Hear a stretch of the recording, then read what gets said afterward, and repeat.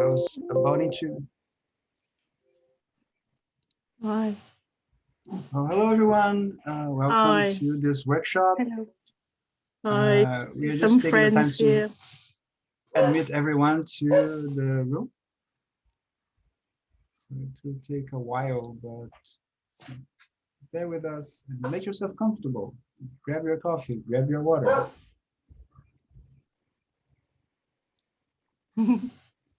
My dog starts to bark, of course.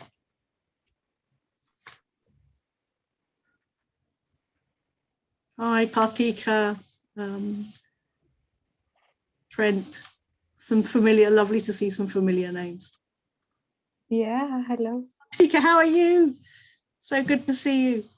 I'm good. Oh, good. Thank you so much for coming. Lovely to see you. It's great to see you. Hi. Oh. I think I saw Sandra in the waiting room at one point as well. And Trent, hi. And everyone else, of course. Sandra just arrived. Oh, Sandra's in the waiting room. Hi, Sandra. Good to see you.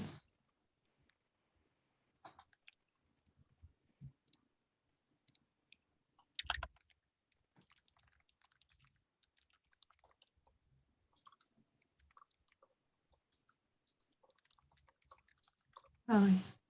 Hi, Sandra. I don't know if you can see. Yeah. Hi, Eleanor. Hi, how are you? Good to see you. Good, Thank you for coming. Great. Really glad you could come.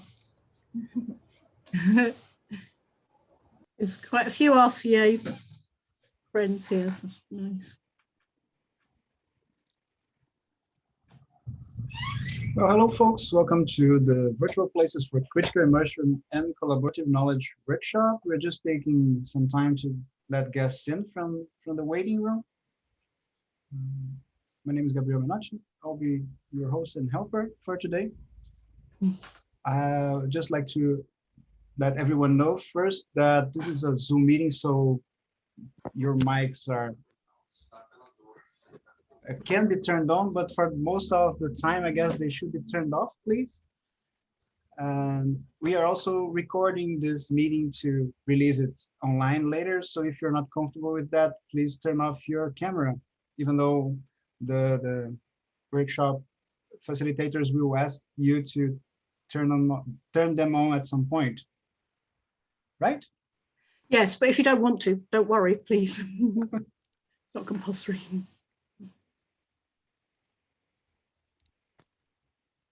There's always more people arriving. Great. Should be another minute to see if anyone else pops up in the waiting room. Or maybe I could just start introducing and get done with the protocols. Yeah, we're super glad that you're here. This is the Virtual Places for Critical Immersion and Collaborative Knowledge with Eleanor there and Alexandra Antonopoulo. It's really a pleasure to get them and host them in this event. This event is part of, it's a public activity part of the Museum Without Walls project, which is supported by the Espírito Santo Art Museum, the Espírito Santo State Cultural Offices, the Social Sciences and Humanities Research Council of Canada, and Agnes Charrington Arts Center, Kingston. Museum Without Walls is an examination of the concept of virtual museums, both as computer simulations and social institutional possibilities. And it works with this expanded notion of museums as media spaces for public discourse, for political representation, and information management. Right now, we are working on an inventory of virtual museums following this definition, as well as some virtual versions of the Espírito Santo Art Museums that will be recreated through immersive spaces, augmented reality filters, as well as podcasts. And well, these activities, this specific workshop is kind of a wrap up of an arts residency that we had in the last few weeks that Eleanor and Alex were tutoring, and we had some participants from, well, basically the US, Canada, and Brazil recreating the virtual versions of the Espírito Santo Art Museum in the Mozilla Hubs platforms. And we had like, well, zombies, macumba, and alternative and radical pedagogical practices, as well as a lot of discussions about virtual architecture and what it means. In the following weeks, we will have other activities related to the project. Next week, we will have the official launch of our website with the results of the residency, as well as this inventory of virtual museums. Keep an eye on our social media for that. I'd say it's at Museu Sem Paredes or museusemparedes.com. I'll probably write that on the chat for those of you who are not Lusophones, and yeah, I know it's a bit hard to follow sometimes. And yeah, we also have some talks, well, a lot of them in Portuguese, so that might not interest some of the guests today. But on June 10th, June 18th, 10 a.m., so another Friday, more or less in the same format as this meeting, we have a talk with artist Jawa El-Kash about the poetics of world building, and where she will be talking about the art and poetics of VR narrative and environmental storytelling. El-Kash will be taking the audience through her work, thought process, and artistic approach to world building. So a lot of things to follow. Please follow us on social media, ring the bell, or whatever people normally do these days. So silly. Anyway, without further ado, virtual places for critical immersion and collaborative knowledge. This workshop will examine how virtual spaces can become places for knowledge generation and collaboration. Alexandra and Eleanor will share their experience in the decade-long Phi Books, a writing project engaged with human and non-human creative collaboration, engaging with visual, sonic, animated, and embodied storytelling. They will explore how to deploy technologies as heuristics for collaboration and how to position virtual spaces as horizontal, non-predetermined structures. They will also convey an immerticritical, immersive and critical approach towards technology, language, and image making.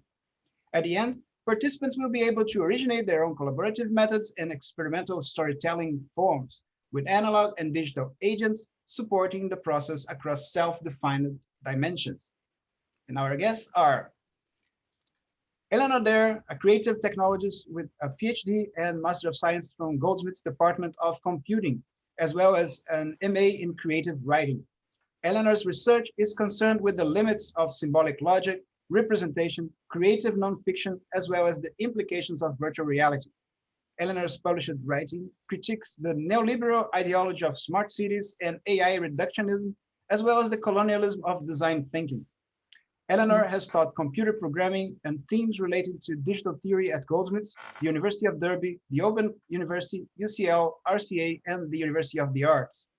In the last 2 decades, Eleanor has exhibited many digital artworks and has published numerous books, chapters, and peer-reviewed papers addressing computation, AI, emerging narrative, and systems of knowledge. These include chapters in MIT's Leonardo, as well as presenting pedagogic papers at Cambridge University's Faculty of Education. Eleanor was formerly reader in digital media and head of program at the Royal College of Art. And next, we have Alexandre Antonopoulo, a UK-based designer and course leader at the University of the Arts, London. Alexandra has taught design, story making, and immersive environment modules at Goldsmiths and the Royal College of Art. Her work engages with wider discourses on art and design pedagogy, myths, and fairy tales, interdisciplinary collaboration, and science communication. Her artistic practice has been showcased in various galleries, including the Victoria and Albert Museum, the Tate Modern Gallery, and the London Design Museum. Her research examines child play as well as story making, performance, and design as tools for critically and everyday invention. Alexandra holds a PhD in design from Goldsmiths. Well, thanks a lot, Alex and Eleanor, for coming here for this workshop. We're super excited about it. I will just pass the word on to you and admit people from the waiting room in the meantime. Thanks a lot. Thank you so much. Hi, Bushra. Thank you, Gabriel. Welcome everyone. We're very glad to be here in the framework of the Museum Without Walls that Gabriel is organizing.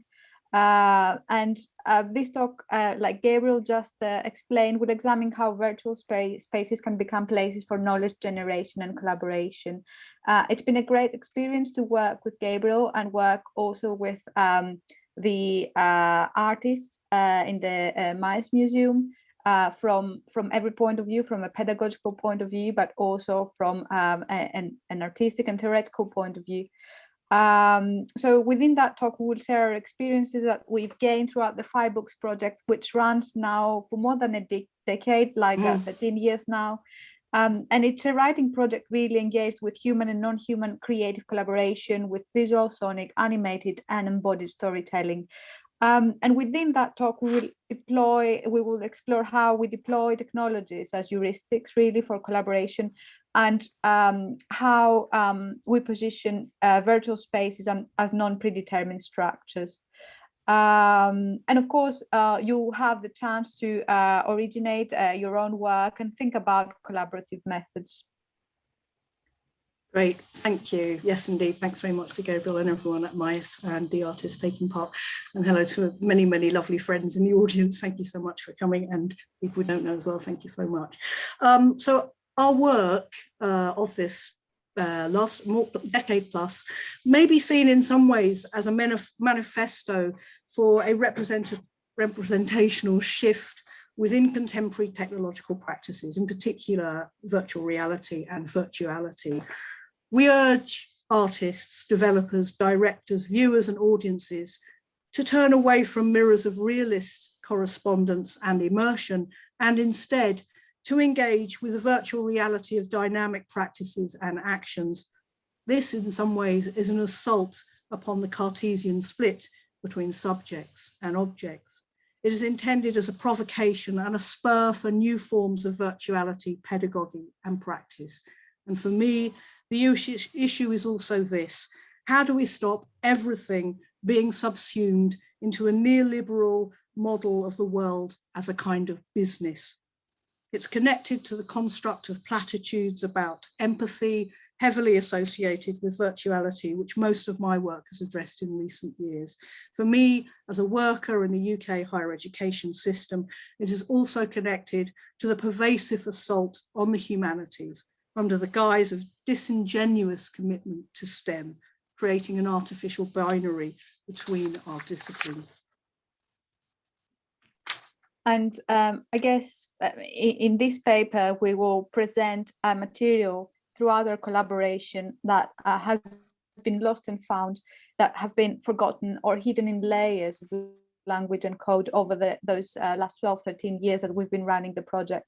And in response to this, we would like to present some of our methodological approaches, such as the River Archive, that interrogates and reframes what an archive can and cannot represent, alongside our views on criticality and technology. We will also discuss the purpose of the implications of augmented, virtual and mixed reality for our collaboration and for preserving the continuity of our digital heritage. Our work as designers, critical technologists, writers, as well as academic researchers, in many ways seeks to identify the chances and challenges of virtual collaborative environments, adopting an interdisciplinary or an intermediate rather approach, which is at the intersection of the gallery, games, film, theatre, design and fine arts. And we'll move in a small task, a simple task. Yes, to keep everyone awake, but also to illustrate how important our relationship to objects and the boundaries of that relationship is or are. Never quite sure of the grammar. We'd like to do a poll, and I think Gabriel's kindly going to share us this poll. We have these three objects on the screen. I have them here. And we want to know, out of these three, which one do you think is cold? Which one do you think is kind? And which one do you think is secretive? And I think a poll should be revealed where you can choose. Is that the case? Ah, superb. So, I could, yeah, great. First.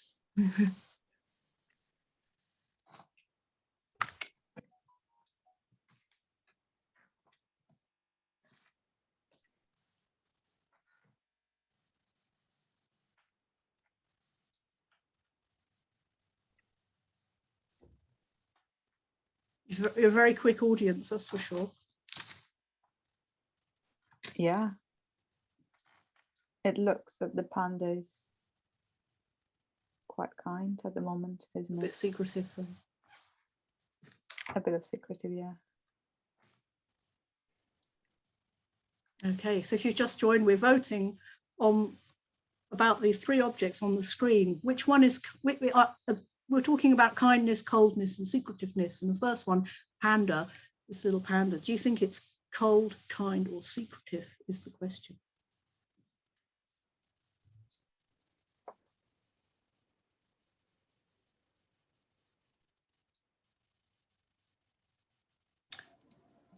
There's always people who don't. That's your Yeah. to vote. Yeah, Okay. and then yeah, we can move to the next one. Is yeah. Okay. It's interesting. Share the results. The kindness wins for the panda. Okay, so the next one, yeah, will be the shell, I think. Is it, Gabriel? Is the shell cold, kind, or secretive? Oh yeah, that is that for the cell. Gabriel's writing the Okay. shell. Yeah. Cold. Anyone who's ever been taught by me might be a bit tired with this shell, which appears in every lesson. There it is. Ah, great, thank you.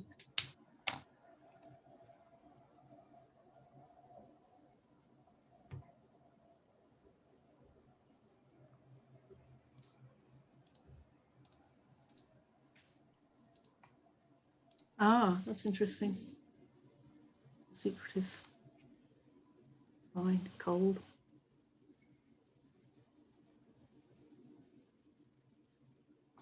%. Oh, 81% have voted. Thank you. If you just joined, we're trying to understand which of these objects on the screen, what you think about them, whether they're kind, cold, or secretive. We'll explain why, but for now, please go along with it if you wish. Okay. Yeah. Thank you. So 78% secretive, that cell. A little bit kind, tiny bit kind, a little bit cold. Interesting. Okay, so should we have a look at the little bell? The bell.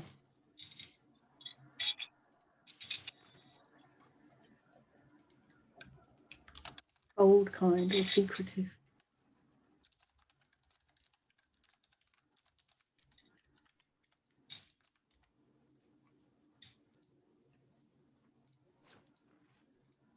Thank you, Gabriel. Thank you, yeah. Oh, so quick.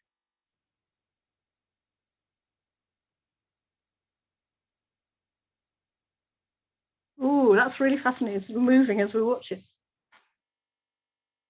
Oh, wow. Oh, wow, yeah.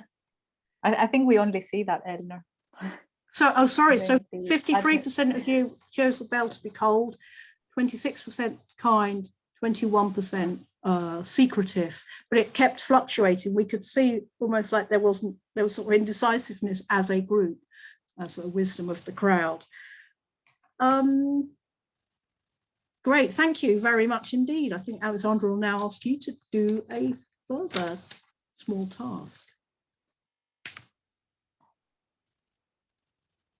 So that was quite interesting, wasn't it? Just to think of, you know, what the objects were, and we can move to do we move to the next bit with Losing you, Alexandra.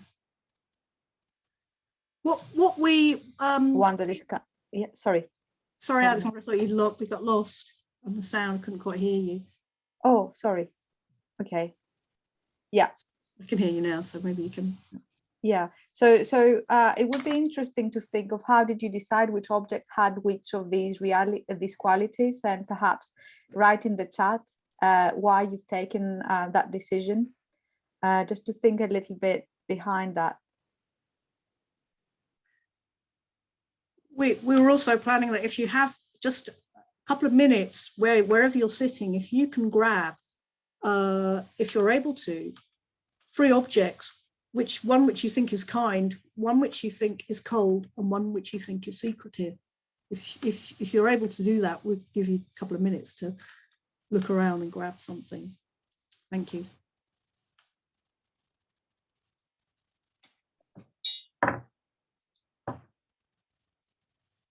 Mm.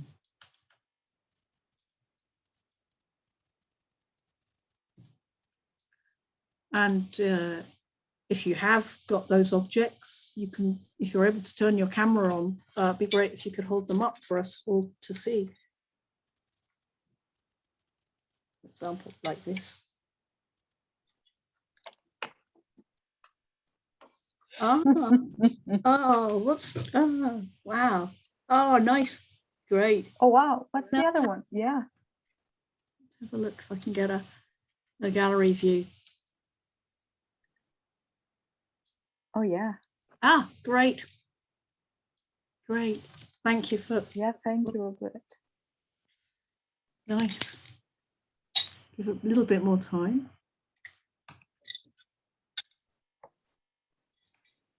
Great. Wow. Yeah, they really make sense.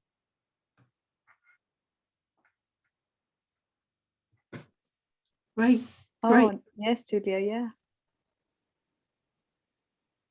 Thank you.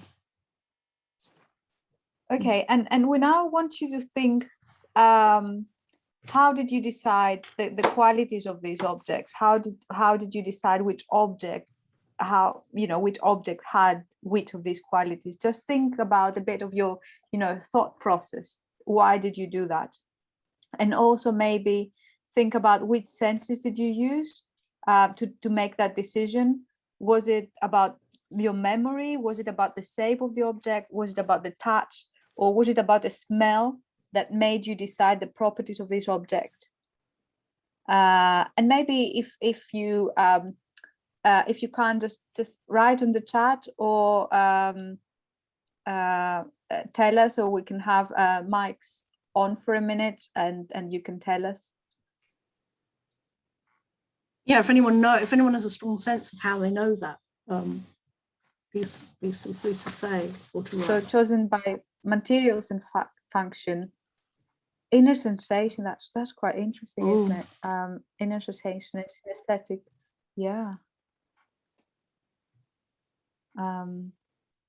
If anyone wants to say more, just you can just speak. I think all the mics are unmute now. Great. Memory. Thank you so much. Yeah, great. Safe in memory, of course. We're really interested in and how you're formalizing this response. Yeah, and it differs, I guess, from person to person. Or about the panda secretive, the way the panda is holding the tree looks like it's ready to hide. Oh, that's interesting. So you go into narrative, and Shelley is called "There's always a gap for a cold air of the sea that goes through the bell." That's quite interesting. And the bell, the material felt cold. Touch. Panda is a non-human person, closer in kinship. Yeah. Based on how much I engage with the object, that's interesting as well. I guess that what's interesting here is looking at the different ways that people kind of interpret objects and their properties. Vision, memory, shapes and stories, touch, sense and memory, sensory perception, their function and visual association. I couldn't show, but I chose a teacup, metal wristwatch and a notebook. Great. Okay. Yeah, great. Great. Thank you very much. We'll come back to these objects. So yeah.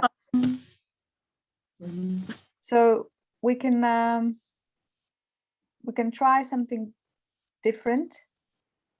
Eleanor, do you want to? Yeah, so again, if you're happy, if you're happy to turn your camera on, please do. If you don't want to, that's absolutely fine as well. But if you want to turn your camera on, we're really interested in, and we'll show it later, how our research has engaged with the relationship between gesture and storytelling as a kind of virtuality built into our bodies. So as a group, probably not looking at each other too much, but thinking of your own response. Can you make a gesture with your hands, which is cold, which we can see?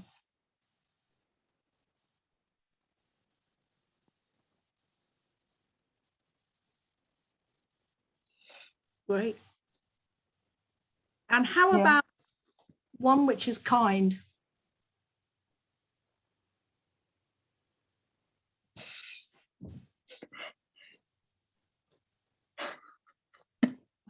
Really difficult, isn't it?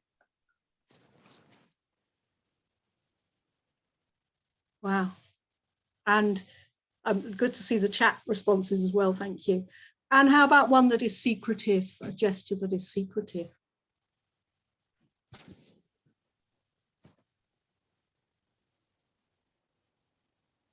Wow. Yeah, it's quite interesting to see all of you. We're not interested in capturing this as a sort of datafication or looking for a sort of statistical pattern.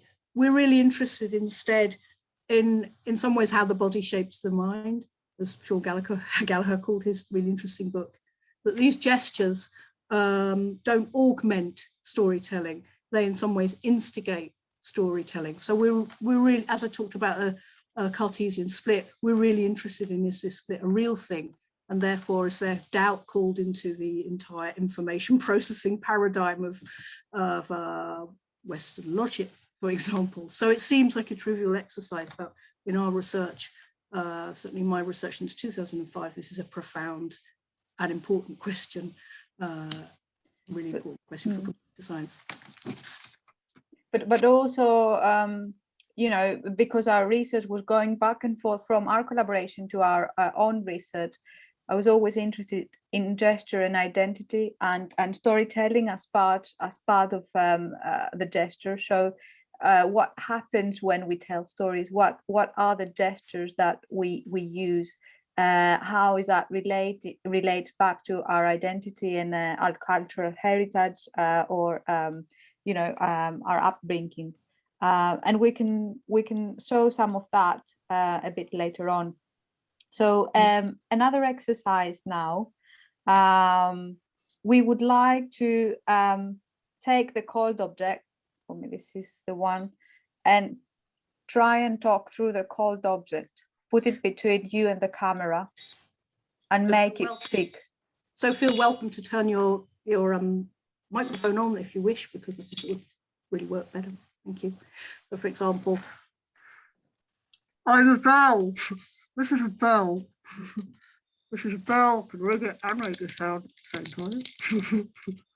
Alexandra, can you yeah, this is a stapler. I'm talking between the steel and the plastic. Ooh. And where I can hear yours, it sounds like. Anyone else dare to speak? Or we can do this all at the same time and create some noise if you want to. Like, just tell us, what are you speaking from, while saying, you know, like, I'm speaking from a stapler, through a stapler. We cannot speak at the same bottle. I'm speaking through a bell. From a mirror. I'm speaking to a wood block. Oh, great. Speaking through stone. Oh. Speaking through a beer can. Oh, nice. Next Friday.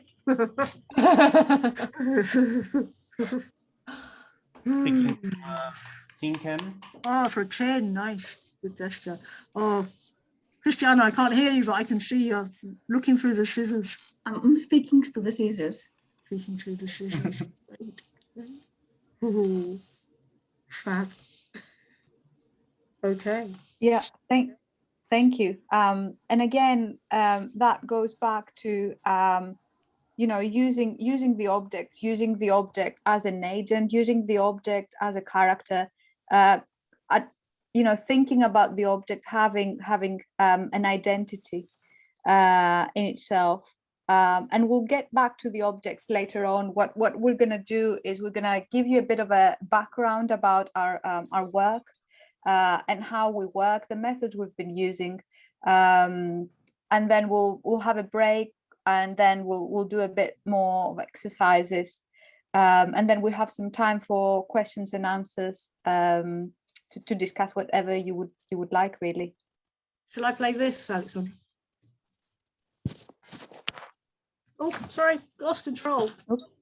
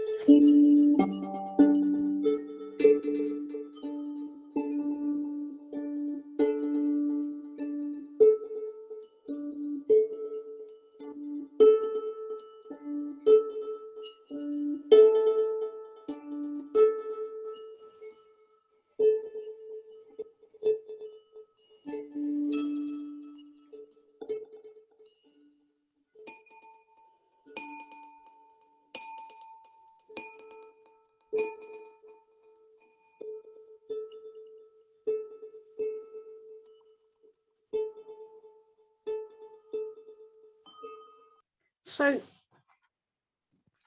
So yeah, I mean, I guess during the lockdown we were meeting with Eleanor online, and we were actually doing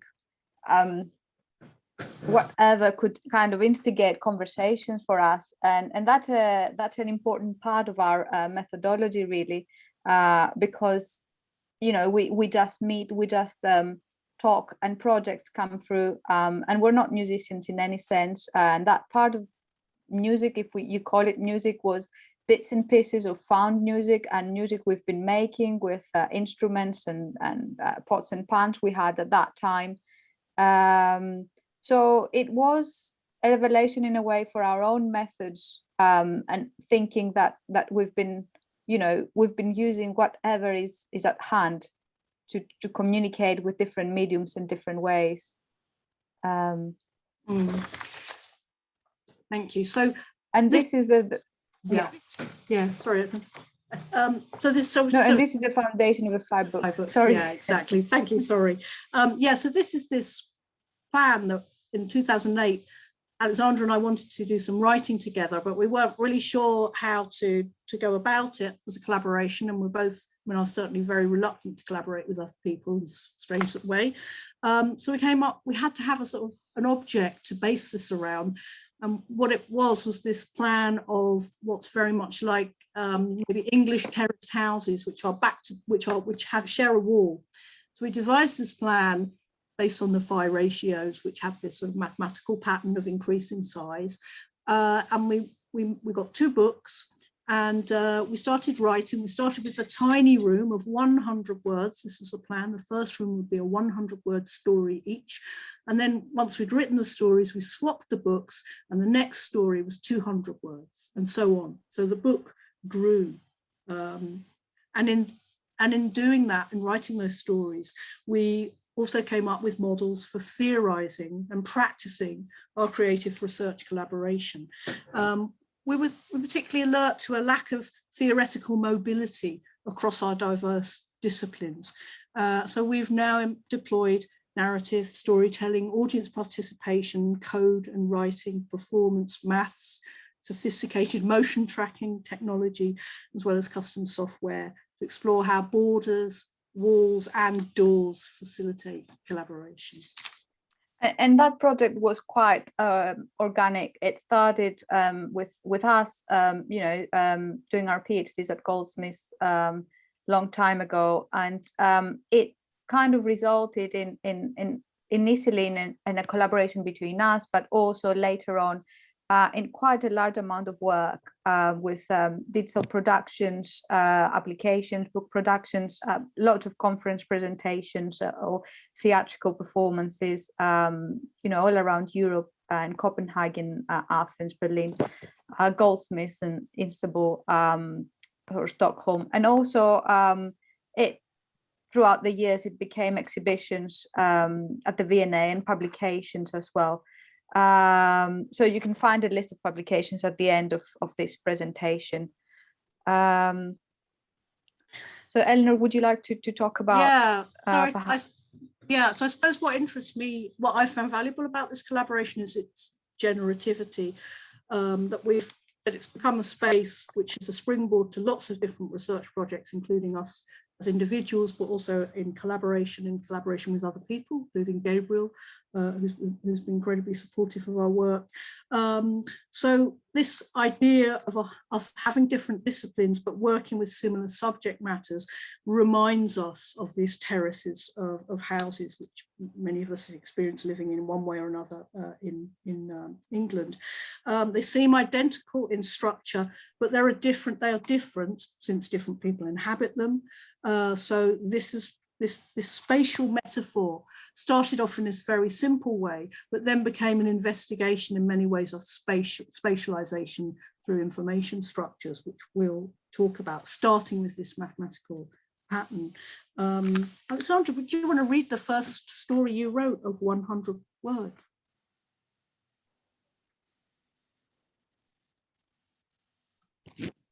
Huh? I could do. So we had two books. So this was my flat, my terrace house, and then Eleanor had another one next to it. So basically, in the very first story, I had to write 100 words that are the words that fitted my first room, and then Eleanor should also write 100 words about my first room. And it was as if Eleanor was entering my room, entering my house, and was living a story. So the first room was just like room 1 is a tiny room, just 100 words room. What could it fit inside a tiny space of a 10 by 10 words? The walls are saved by gigantic letters saying, "The little prince was pale with anger. For millions of years, flowers have been growing thorns, and for millions of years, sheep have still been eating flowers. And is it not worth trying to understand why they go to such lengths to grow thorns, which are of no use to them?" And that's of course, an expert from The Little Prince. "And we're all sheep flowers. We eat and being eaten." And then there's a sheep flower kind of thing drawn there. Mm-hmm. And then Eleanor, at the same time, of course, they have illustrations, etc. And Eleanor, at the same time, she wrote her own story about fake babies.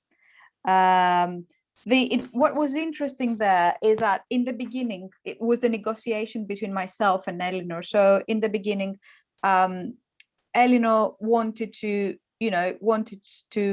everyone to keep their rooms, their books, and then send her my story or send me her story, and then stick the story in the book. And I was quite resistant to that, to send her my story, because it was important for me to write it and illustrate it. But it was in the beginning also important for Eleanor not to give away her house, not to go into her house, not to have access in a way. And we've tried it, and it kind of worked. And what Eleanor did with her first story, she wrote 100 words, and then she also wrote another 2 or 3 pages with notes. And then the graphic designer in me said, no, you can't have the 100 words and then 3-4 pages of notes, because it doesn't communicate. So I've instructed her, when she comes into my house, kind of rules for my house, to cut the pages with her notes, you know, in smaller kind of pieces. And these notes could go there. And Eleanor explained that these come from the algorithm that is not quite accurate, and it fits a bit more words. So the point of it was this method of co-writing and creating like rules for each other, and helped kind of help the collaboration, and in a way gave a pace on our collaboration. So Yep. Eleanor, would you? Yeah, so here's a 3D model I made from an STL file, which is a file that can be sent to a 3D printer, and it was printed. But I also made it into a VR space, so we could enter into this model. It's a very strange relationship between the materiality of this model, which you can hold in your hand, but which you can also experience as a digital file. So in this complexity of interacting with another writer, we resorted to visual, non-verbal models as heuristics for gaining insight into our own anxieties about collaboration. These models have represented a significant breakthrough in the context of our research, in which spatializing the book form has opened up new areas of investigation. The models may be seen as an epistemic shift, but not in opposition to other modes of generating knowledge. They've also engendered deeper thinking about the relationships of geography to language and of the possibilities for performing the book file and the book form.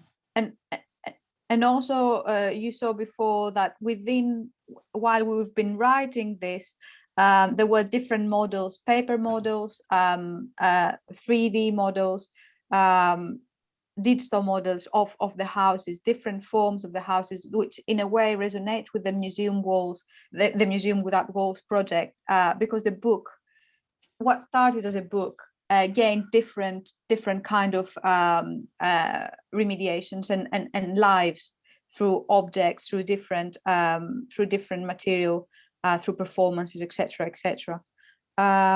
So here we can see a more recent remediation of one of the rooms. Eleanor, So I'll press would you play, like to yes. play that? It's an AR version of one of the rooms.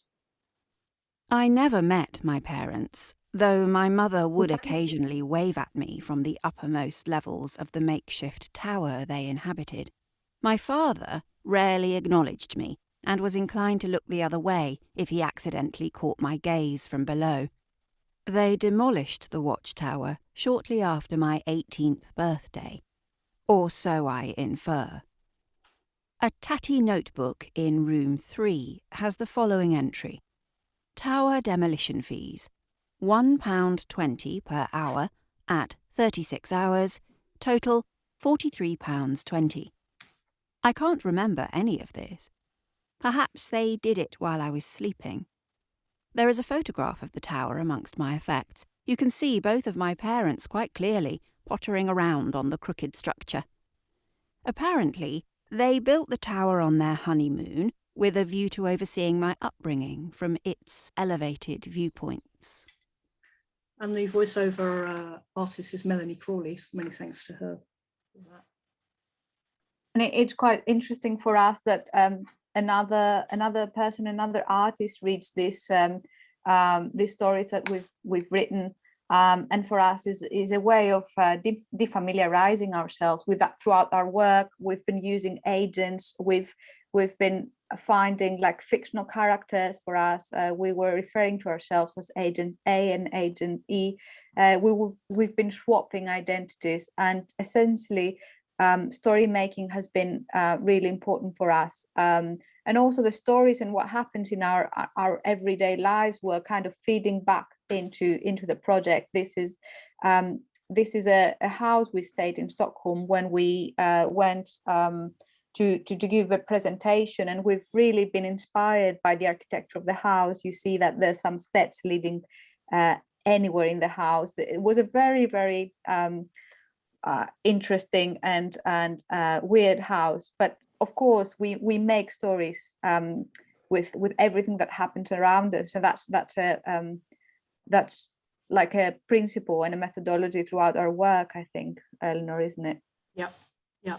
So move on. Strange house in Sweden. So the logic of the Phi ratios was maintained in our performance as well as writing. For example, in Berlin, we use sound to maintain this logic, to punctuate the performance, connecting the linguistic to the sonic and to the spatial constraints of our collaboration. Each sound progressively expanded to reflect the increase in size of each room in the Phi house, according to these ancient Phi ratios. We modeled the room sizes computationally to get a reverberation that was fitted to the geometry of each room, as you can hear in the next AR program.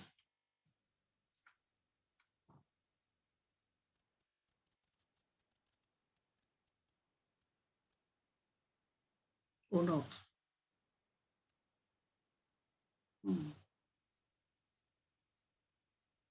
Your sound, oh yeah.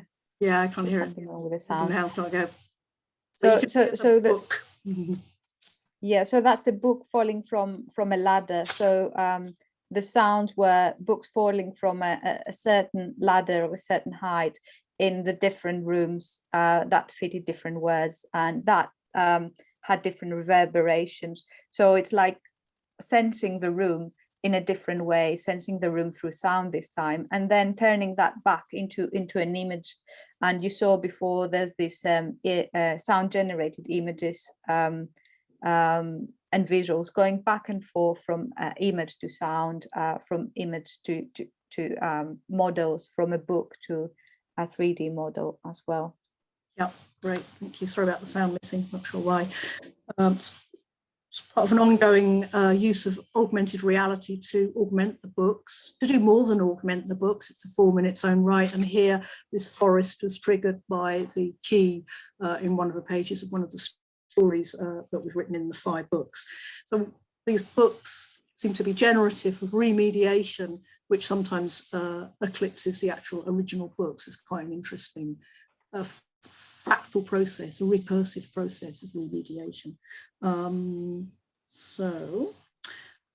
It's quite interesting within the book. Perhaps I found, for example, an image of the key.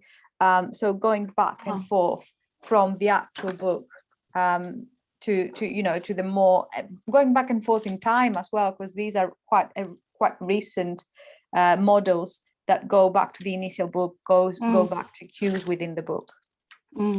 So here's a Phi book within the Phi book, but the Phi book here is an augmented reality Phi book triggered by the original Phi book. So I really find it interesting. Where does it go? This infinite regress of remediation. Perhaps that's our contemporary state. So I guess through a practice-based research process, we kind of report on the ways in which VR and AI work deploys procedural animation and emergent spaces, engendering a dynamic animated realm.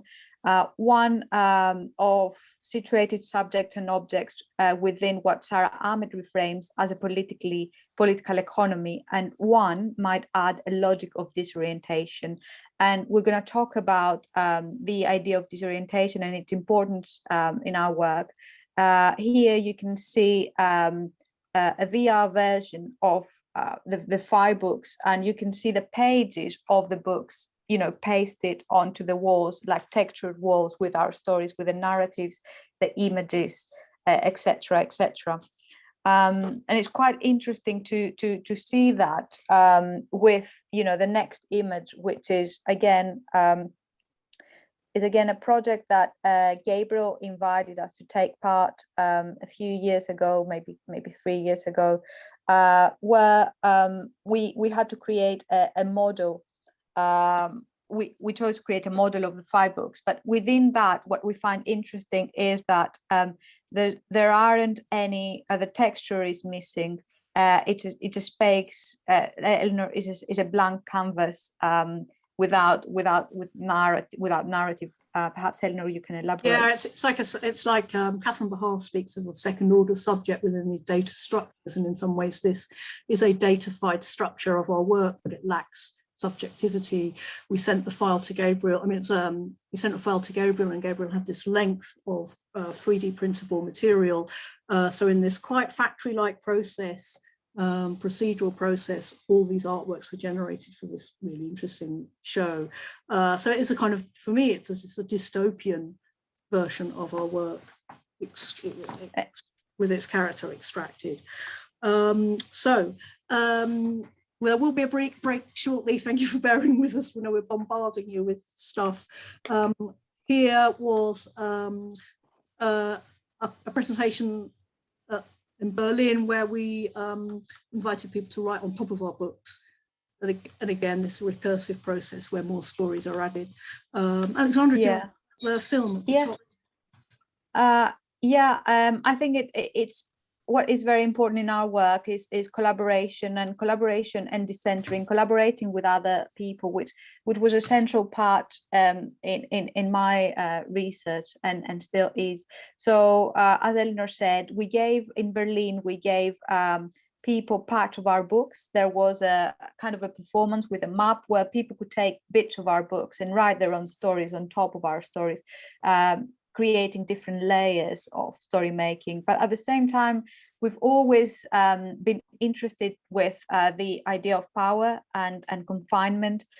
So in what you see on the top right, you see another presentation that happened in London sometime after that presentation in Berlin. And in this presentation, we asked participants to put a green sticker if they would like to participate, and I think a red sticker if they don't want to participate.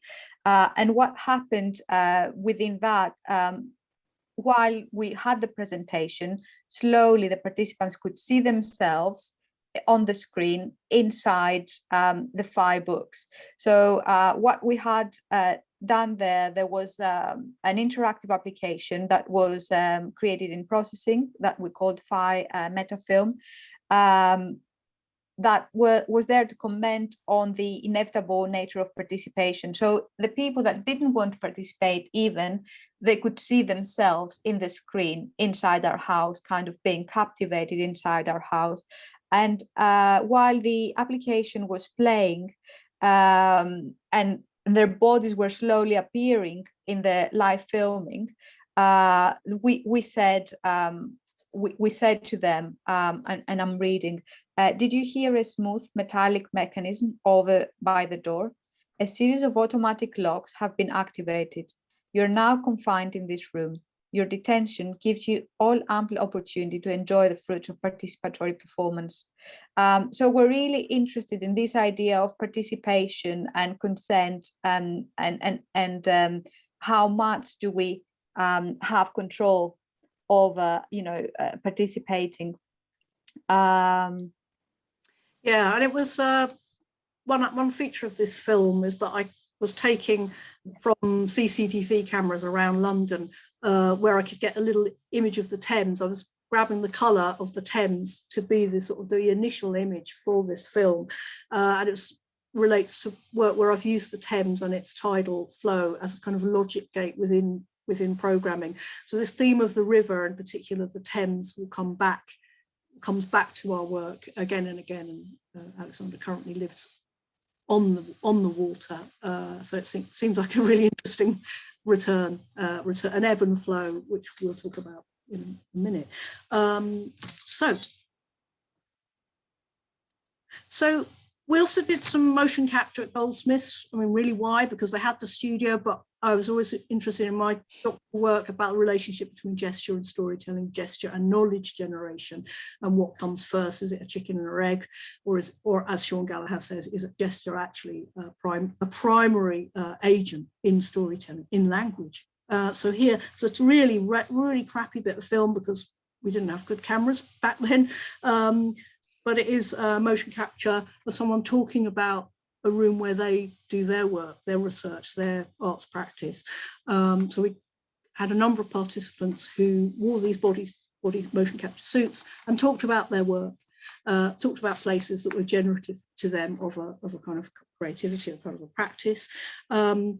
again, this work wasn't to formalize, it's not about formalizing patterns or reducing them to data, but to confirm or investigate our sense of how the body tells stories, not as objects, but as events. This becomes a really crucial distinction in our work, the notion of the event.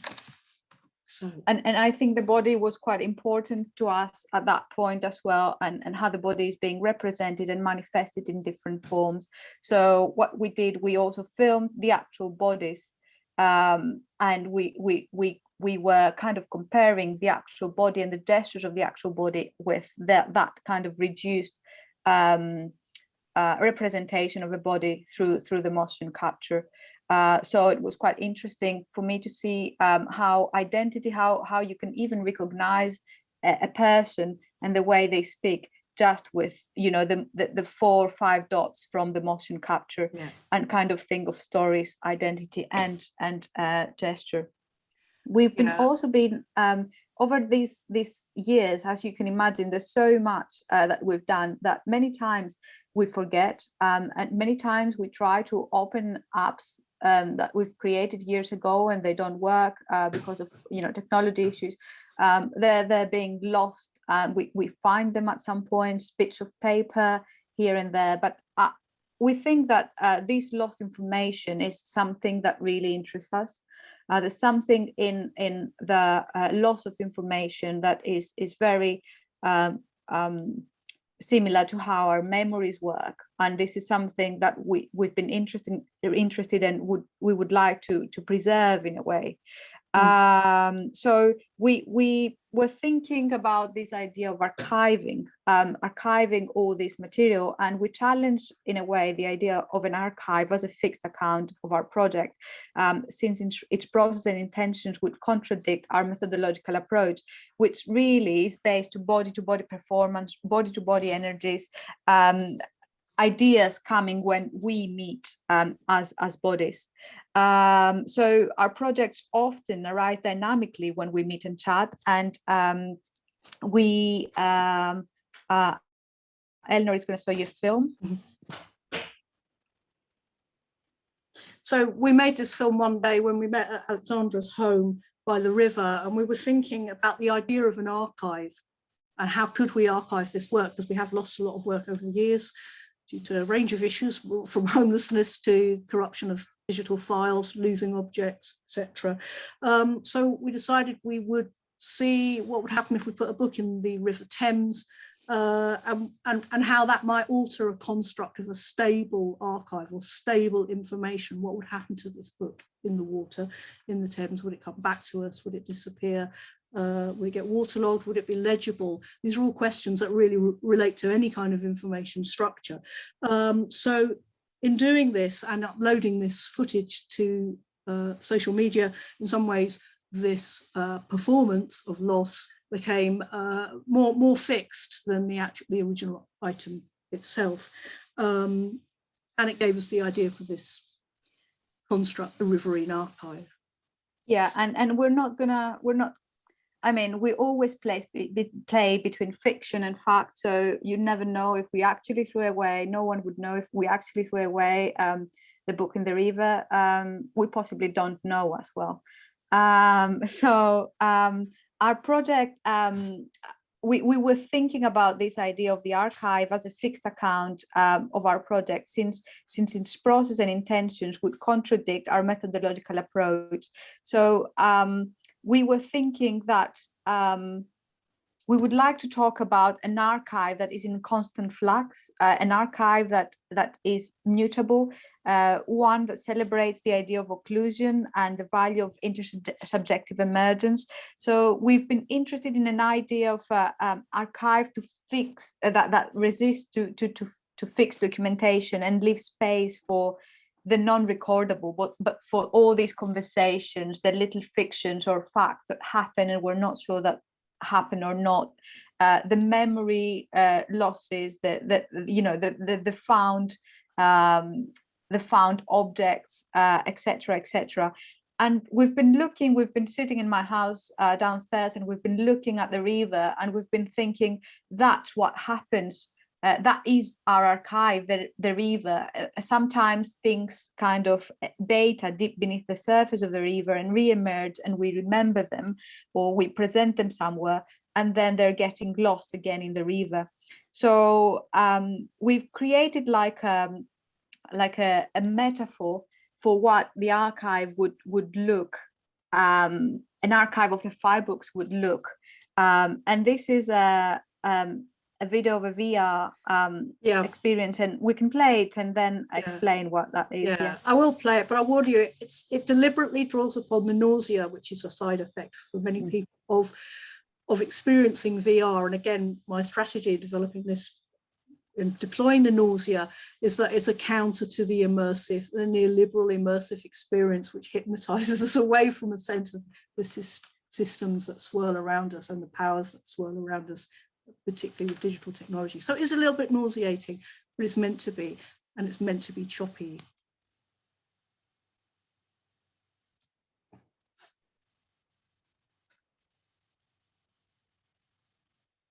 The Phi Books, We don't have sound, Borders, Doors and Walls as a collaboration methodology.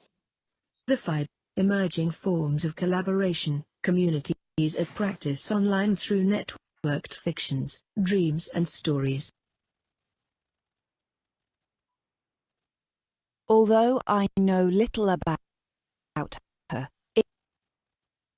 it would be accurate to say that Elizabeth Cho is the closest person to me in the world. If, for some reason, we pressed ourselves flat like geckos against the party wall that separates our two homes, there would be less than 6 inches between us. Her life resonates through the cool brick border. Recently, I've moved my bed into the 5th room so I can hear her heart beating at night. Books is a project that uses the house as a metaphor to explore the notions of interdisciplinary collaboration. Room number 1 story. Room 1 is a tiny room, just 10 words. I think you get the sense of it. In a VR headset, this is much more nauseating than it is to watch. So you normally have to wear the VR set, and the idea is that you're on a boat in the river, and there's different objects inside the river, and these are the objects that tell the stories, and they're objects from our research. So you're trying to point onto an object, but you can only hear the story when the object is outside the surface, or when you manage to kind of point onto the actual object, and that was quite interesting for us, the idea of nausea and disorientation, but also the idea that you can't hear the entire story at any time, and it's how we felt about this lost data and these lost kind of conversations, or even the idea of the archive. So we've chosen to work with a flow of data that is essentially positioned between chaos and order. And in this way, we define the river in archive. This is how we called our archive, our methodology on what an archive for our project is, as a system having what in the Deleuzian terms might be described as diagrammatic qualities. So these are the conditions that Deleuze 1981 describes as being necessary for generating the new. And in his description for us, the river is quite resonant. He kind of describes the diagram as a chaos, as a catastrophe, but also as a germ of rhythm that kind of reminds us what the river does. Great. And this here, I mean, it doesn't have sound. It's a typical way that we work, where one of us might be developing something digitally, and at the same time we're talking about writing something together. I don't know if you can hear the sound, but this, I realized from all the tons of footage we have, is a real established pattern of collaboration, particularly online during the pandemic. This is like a pseudo studio space, pseudo coffee room, pseudo don't know what it is, but we've fallen in with it in a way that seems to work in some ways, despite enormous frustrations with it.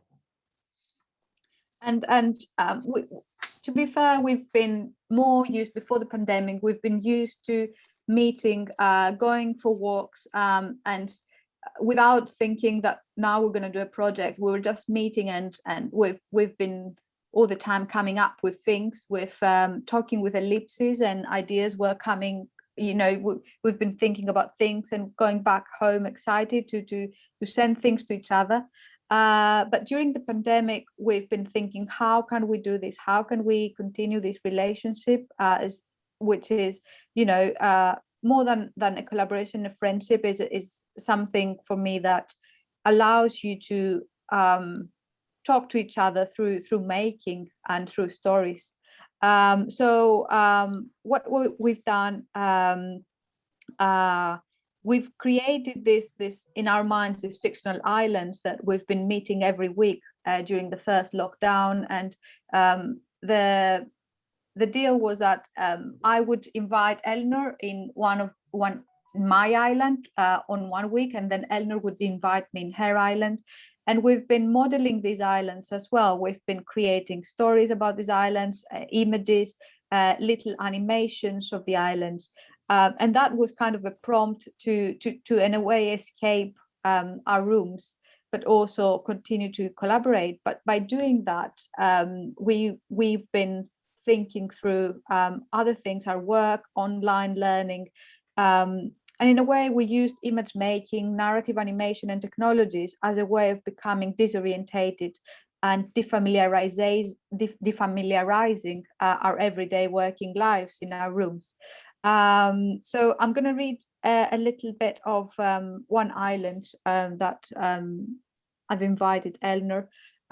We've reached the island. The first thing we notice is the slopes that are wrapped with ceramic fragments, like those that one could find in the Thames on a low tide day. The water in the island is so calm and merges with the shiny surfaces of the ceramic slopes. You know, Eleanor, I love the sea more than anything else. The island, similar to Macquarie Island in the Pacific, is a piece of earth's crust from the bottom of the ocean that just happened to shoot up above sea level. It's a child of the ocean, a socially isolated hermit that does not communicate with other entities.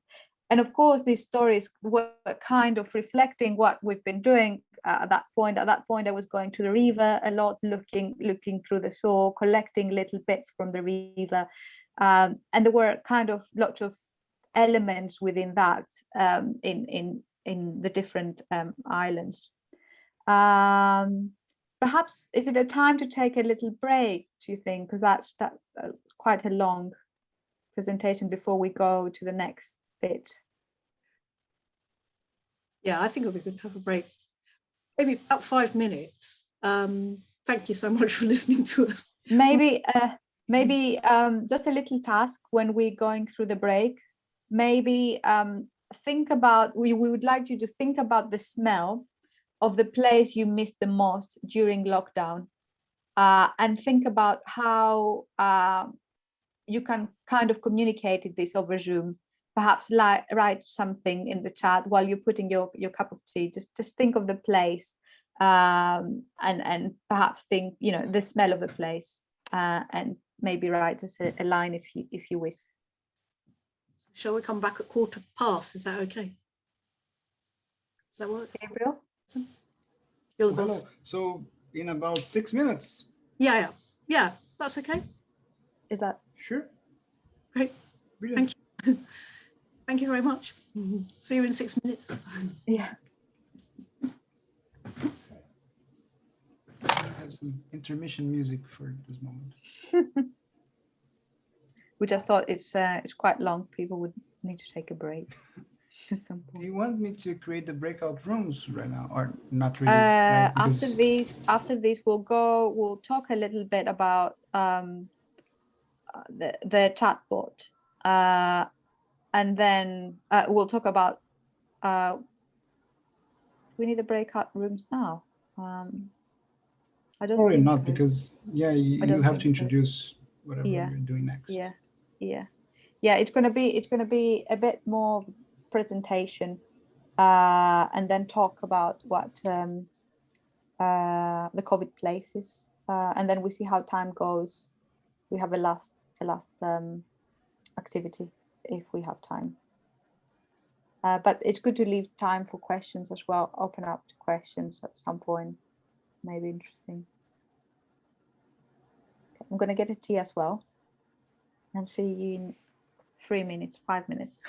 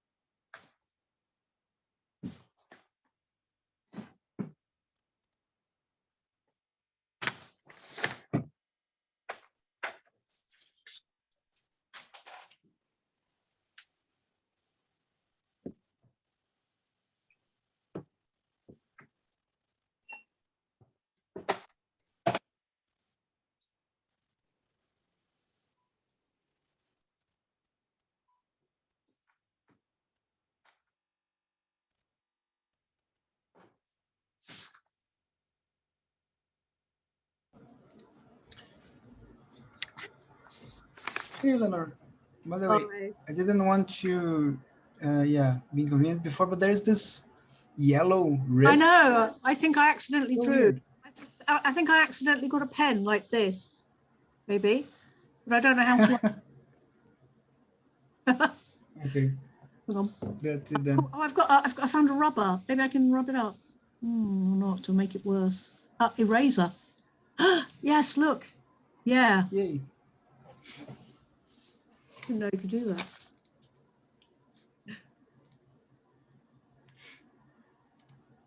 Hope you had a nice cup of tea.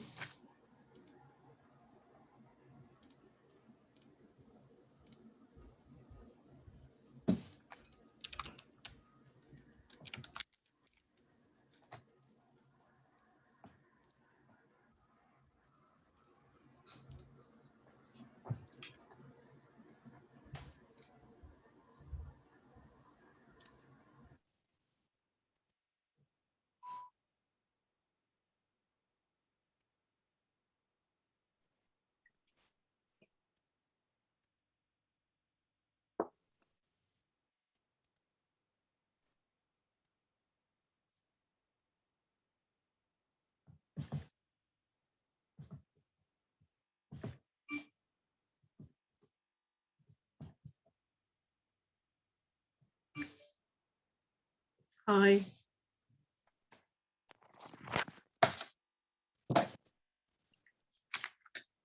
We've only lost a little. We've only lost about 11. That's quite good compared to teaching.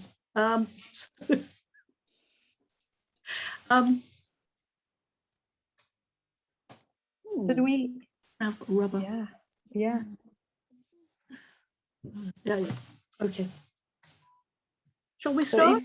yeah. So if we have a bit of smells that you've missed during lockdown would be great. Smell of sunscreen. Oh yeah. It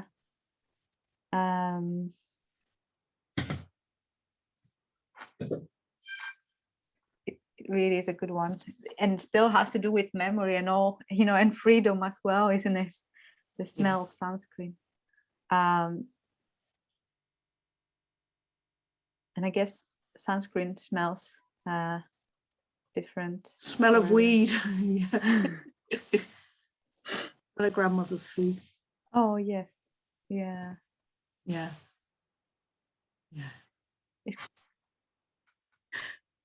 I hardly miss the salon that does my eyebrows. It always smelled of shampoo in lukewarm water and burnt hair. How fabulous. Yes. That's such a powerful image, Kartika. Smell of ordinary places in which we now must use masks. Yes, that is, yeah. Olfactory memory is awful. I don't like the wearing a mask. You smell your own breath rather than the world. So I really hate that, but it's worth it. Talking about masks, I would like to show you this. Once I went into because it's different things. The idea of a mask changed so much with COVID, I think, and what we think about a mask. And when I think about a mask and smell during COVID, I think of this mask.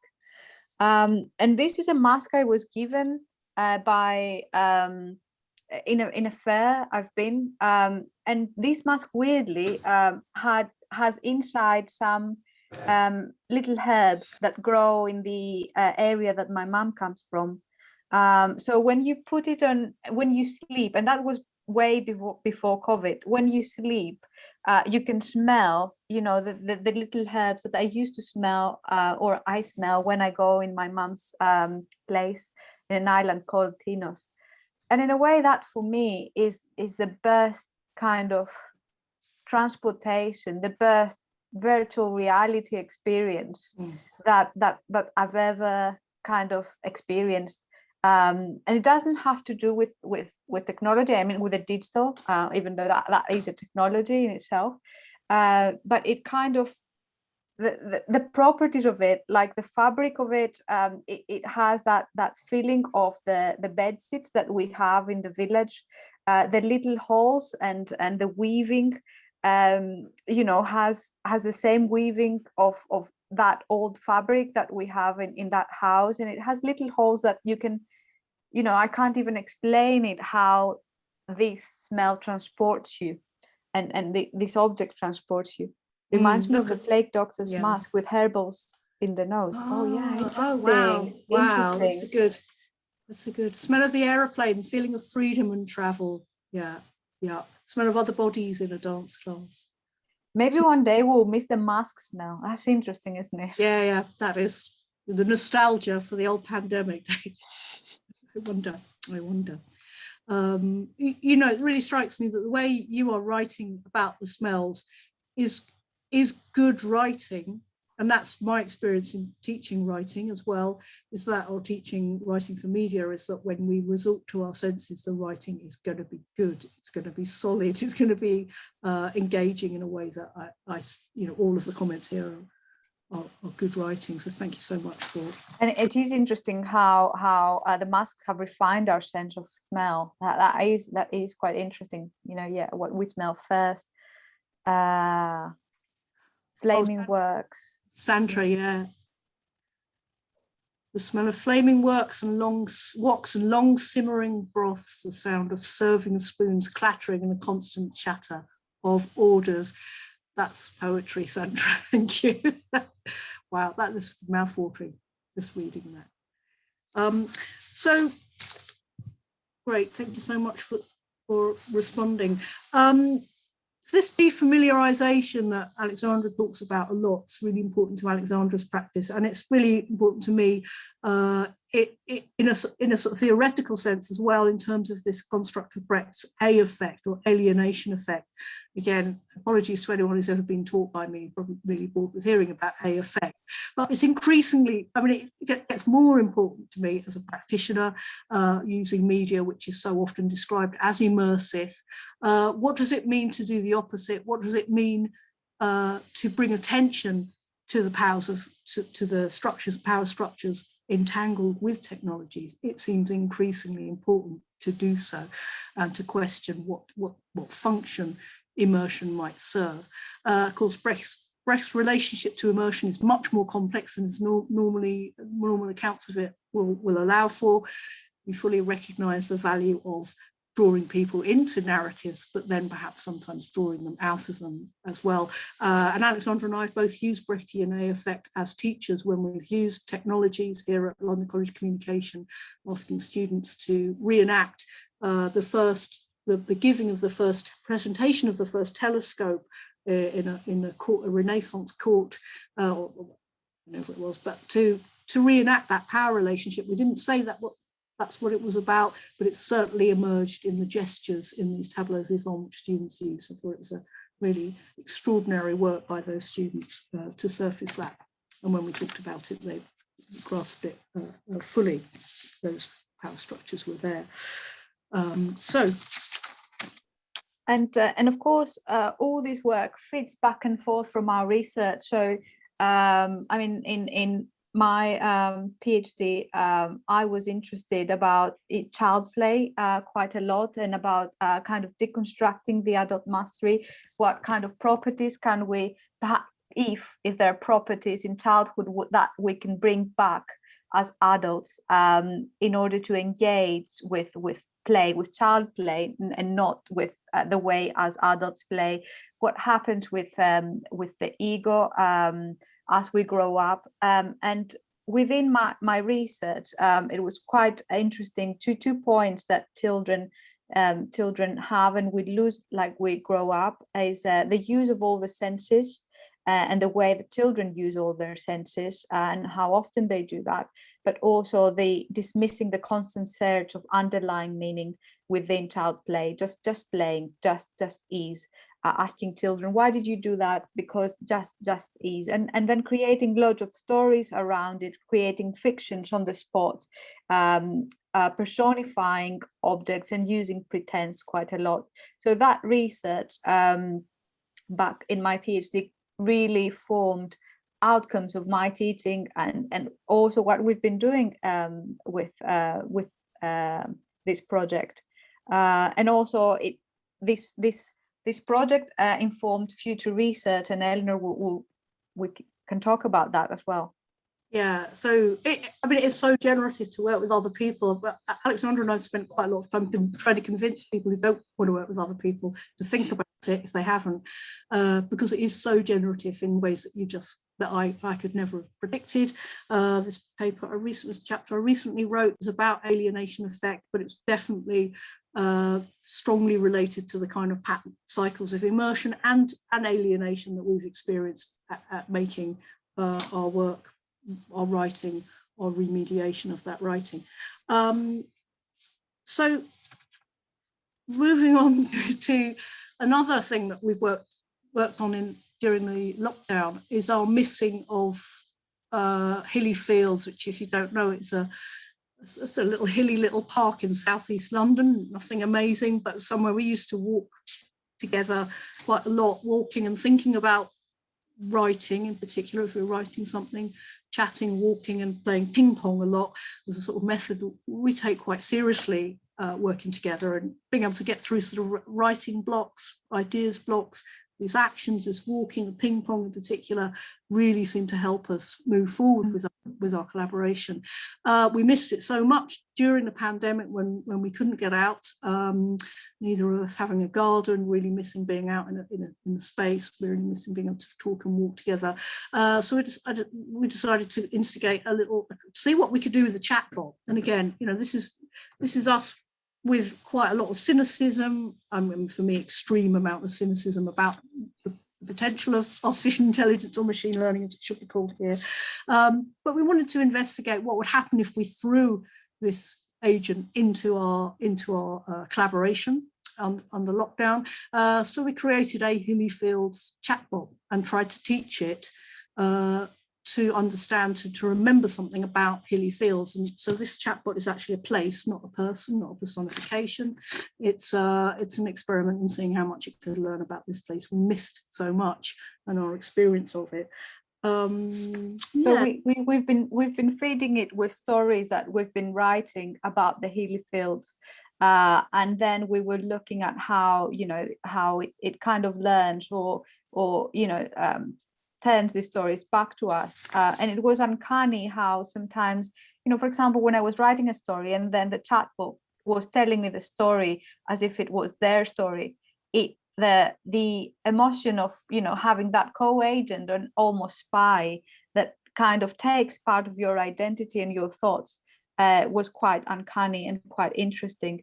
But also we've been going to Hillyfields, we've been having teas around people from Goldsmiths that we've been students at that time, and we've been also playing ping pong, and we've been thinking that the ping pong is always a metaphor for our collaboration. So it was an important ideation method for us, hitting ideas back and forth to each other, and the rhythm of the ball, like the words in the Phi Books, created like a rhythm for our collaboration. So through the movement of the hand, through the anticipation of the ball, and during the pauses around the table, we were coming up with ideas, we were hitting ideas back and forth to each other. And this was resonated when we created the Hillyfields Chatbot, and also some visualizations of the place that were quite, in an uncanny way, quite similar to what the Hillyfields look like. So we also trained the chatbot on not only our creative writing, but also on some of our academic writings. That's a monstrous homunculus representing some of our ideas, some of our experiences, as well as general knowledge about Hillyfields and Southeast London. After a few iterations of training, it could quite effectively evaluate probable responses. Sometimes the responses were nonsensical, however, but at other times they were an uncanny mirror of ourselves, or insightful, yet lacking any intentional profundity. So very strange manifestation of writing, bringing to mind the contradictions of a world in vertigo, a world that swarms with technological mediation, interlacing our daily lives with abstraction, virtuality, and complexity. And that's from Laborica Cubotics Xenofeminist Manifesto. Quite important to us every now and then throughout our writing. And this is a virtual Hillyfields created in Unity, with a soundtrack from the conversations or perhaps the stories we've been writing. We listen to that. Yeah, so it's a game, but I've screenshot one of our walks through this virtual space. Oh my God, yes. Which place was that? Chislehurst Caves. I really missed the tree and the wind. Yeah, when you go to that top hill and you can see out to the countryside, and the wind is really strong. I love that. I love it. We must go out with on because it's crazy. Sorry. Crazy. It's very, very, very sort of typical. That's amazing. Yeah. With these human sacrifices beneath the surface of the earth. Oops. Sorry. Right. Academics, they were ghosts. When I was a kid, they used to be a bet. Sorry, losing control. Dare stay overnight because it was I bet you. Do you remember on the bottom of the hill there are these stones? And do you remember? Yes. They're in a circle, aren't they, for the millennium, and they look down towards Lewisham. They're on a sort of platform, aren't they? There's houses at the back of them. Yeah, there was Baby Well. That bit of the park. Yes, and then there's the bowling bridge. Oh, is that? Oh, yes. Go down this close. It's lovely and up and down, isn't it? Really is green. Go down that bit. There's a little wildlife garden, and then there's the bowling green. Yeah. And have we walked from Hillyfields one day, or do I imagine this? Have we walked from Hillyfields to the woods, to the Dulwich woods? From Hillyfields? Have we walked via Honor Road Park? Oh my God, really? Did we? I don't know. I imagine. Through Honor Road Park. It would be a nice walk. Oh yes, because then there's a railway bridge. You cross over, and then there's you can cross over the railway bridge, pedestrian crossing, and then you need the cemetery. So I think this is a really good example of what Alexandra and I called immerticality. I mean, this is a joke, making up a portmanteau, but of critical immersion. Perhaps Alexandra, you want to explain? Yeah, I think just to explain a bit more about that was part of our conversations, kind of reminiscing our walks in the Hillyfields, and at the same time trying to kind of recreate this idea. It's interesting that, you know, that we don't remember things. It's interesting, all these things that brings this particular virtual work kind of brings back to mind. And it's interesting also that the things that are missing from like the smell of the grass, the smell, you know, the actual talks, the wind in that park. So we've been throughout our work with immerticality, we explored what happens in the moment of breaking, of creating meta narratives and analysis, and how it can be framed as a critical or immertical space, a form of meta immersion. And what is the difference between, in a way, creative flow and immersion? So the work, in a way, was extended in questioning ways of framing the technological interruptions that happen during a technologically mediated collaboration like this one, and the implication of scenography, world building, dramaturgy, grammar, recording, and post-production when we collaborate online. So all these videos did not quite give the experience, but like the river in archive was kind of deconstructing and giving fragments of the experience. In the middle of the pandemic, we've been really exhausted, and the online was part of it. And with this, there was an embodied ambivalence about the nature of information, including our own information. So in a way, we'll look at the next video, but it was thinking about information made ugly by its commodification, thinking about glitches, thinking about glitching our memories, and the sense of surveillance, which there's always a background of surveillance, which we're always commodified into data and databases. And also, while we've been collaborating online, the risk of being observed, like by anyone really, by employers, platforms, Amazon, Google, and being commodified. Yeah. So during our online collaborations, we've also explored how to move away from algorithmic constraints to establish more fluid ways of collaborating. We felt that when our collaboration was established, we were able to improvise in some ways in a way that musicians do. That approach has direct applications in performance-based pedagogic methods we've used during both our teaching, Goldsmiths, Royal College of Art, London College of Communication. So here's an early stage AR piece, again, based on Zoom conversations. The only way I was able to record our conversations through Zoom.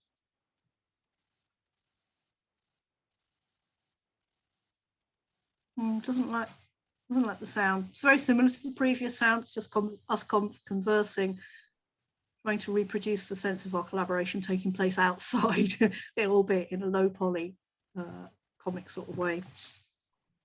And it's interesting because we realize that throughout our work, we always invent other, we always invent third parties, agents or collaborators or representations of us, like, you know, these little characters.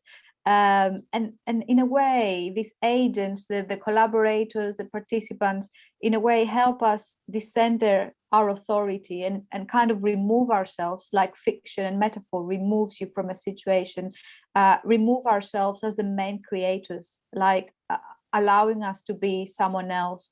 And we frame those, we like creating words as well. We frame those as coagulagents, which is a coagulant and an agent at the same time. It's like a new species.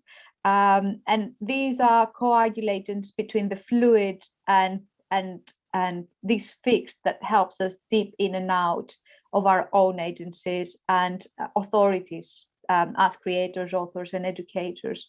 So that kind of fictional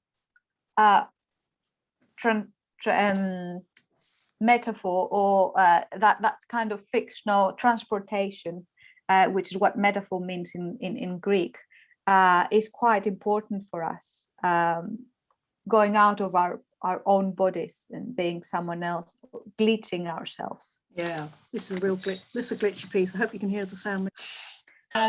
Well, with Zoom, not collaborate.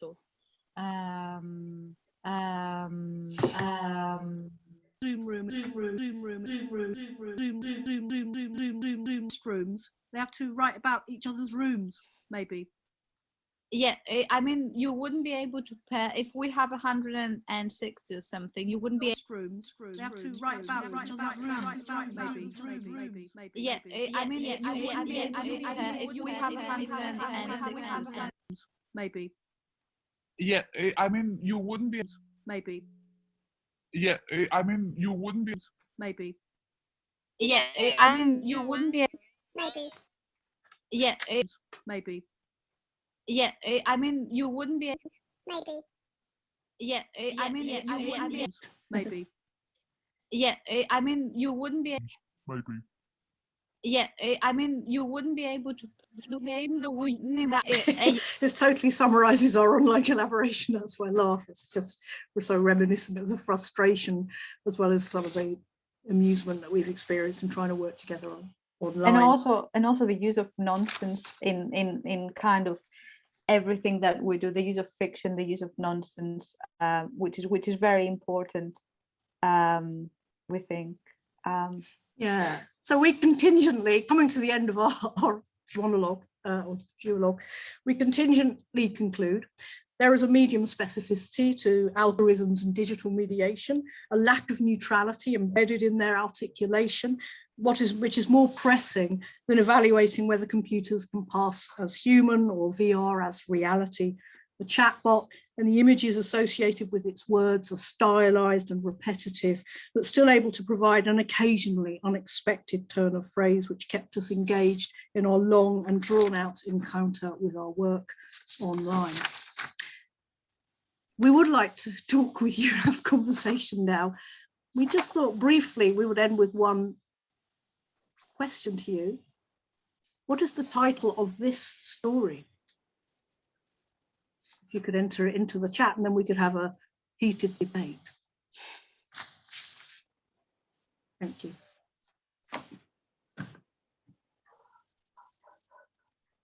Secret kindness. Smell of carnival's blockos. Maybe that's from the previous one. Oh, maybe yes. I don't know. Yes. Any ideas or just any questions? Thank you so much for your time. Thank you. Fragmentation. Fragmentation.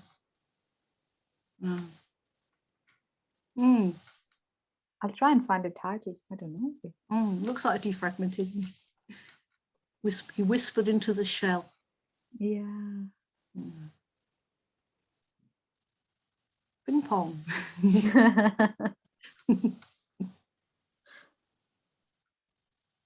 Helix. Helix, yeah. It's interesting to think about these objects as well, like the cell or the panda, as would you use that object as a metaphor for collaboration? what would a stapler can say if you were to use this as a metaphor of collaboration? That's another exercise you can think about. What would that say? If you were to use the cell as a metaphor of collaboration, which is actually very close to the Phi Books that we did, that spiral, what would that? And it's interesting to to think about objects as metaphors, which is something that that we found quite useful as well, and did it without thinking very much about it.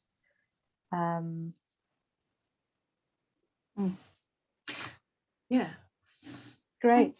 Thank you, Gabriel. Do you want to open it up to anyone else want to talk about their work or ask a question, or just say hello? Adam Walker, I don't know if you're still here, but I know you live in Hillyfields, so I wondered what you think. Yeah. Well, Gabriel used to live near Hillyfields as well. I don't remember if we've been there. The incurable imperfection in the essence of the present. Thank you, Aliki. Hi, Aliki. Nice to see you. Yeah, I mean, any questions? Any please ask, please.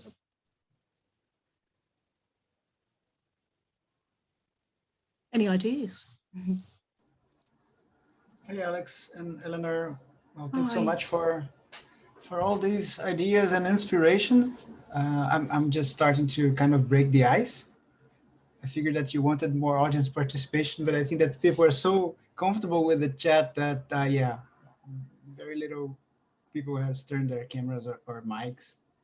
And I was, yeah, kind of reading the chat. I was kind of wondering, that's a shame that it won't be saved along with the video when we post it online, because so much of the contributions are there right now. It's great that you kind of spoke some of them out loud when you were reading them, on the other hand.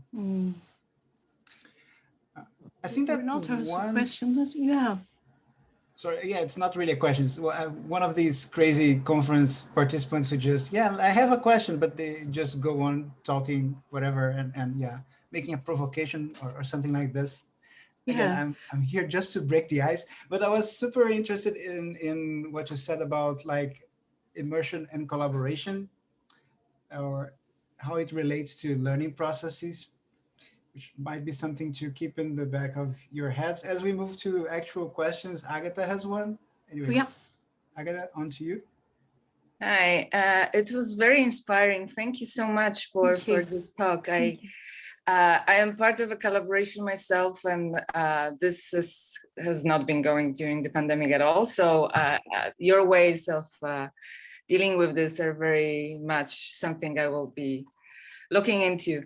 I wanted to ask you, because you talked about smell and you talked about sound, and the body seems to be part of your collaboration as well, much. And virtual can deal with the bodily and spatial, but it cannot really with smell. What about other sensory experiences? Can you talk a little bit about other sensory experiences that you think you're missing out and you would love to, I don't know, expand on them? Yeah, this is a very, I was thinking about pandemic and what we are missing. Yeah, thank you so much. Yeah, thank you. Good to hear about your collaboration as well. Certainly have moments of great stuckness. So a lot of our work is just trying to get unstuck. So I think we're quite good at devolving ways to get ourselves going. Yeah, I mean, the idea of a sort of potentially multimodal experience.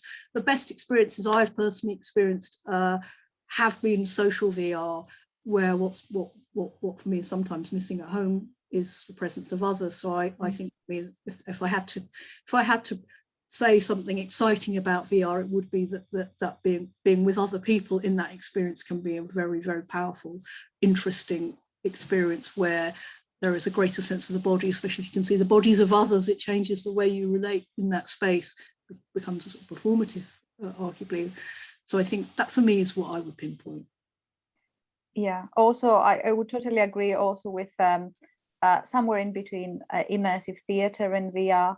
again, for the very same reason, because you can have the performance, you can have the participation, you can have the bodies of other people, and you can have the pretense, like tricking our senses with physical objects, physical performances, and what you see in front of you. And I think we've been thinking quite a lot about it in the Museum Without Walls, the scheme with the mentors, how you have this environment, but how do you invite people in? How do you make them participate? How do you trick their senses in a way? And that has been really interesting. And it's been interesting to see with the Museum Without Walls in hubs as well, how you become an avatar. You become, for me at least, you become the other. One day I'm a robot, the other day I'm a ghost. And then how this space becomes your space, the hub space becomes your space, how you know the way finding around it, etc.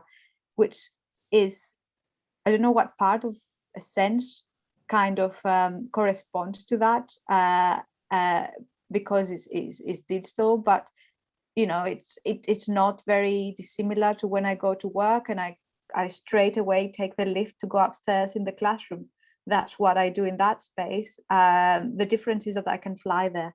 And I love that. It's kind of, in a way, augmenting my senses, because I can do things that I wouldn't be able to do in real life at LCC, flying through the walls in the block, in the 10-story block.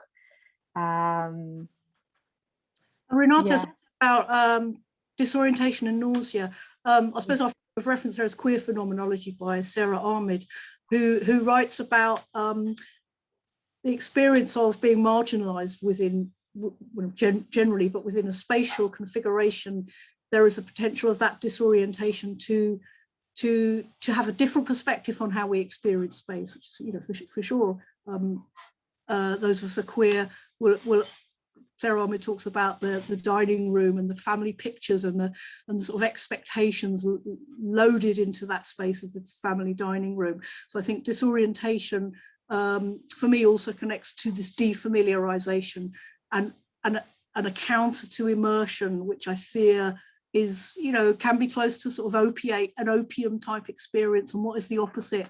Where if we're not hypnotized by the media, what other things can happen to us within that space? So I think that's how it fits in for me, to make people comfortable.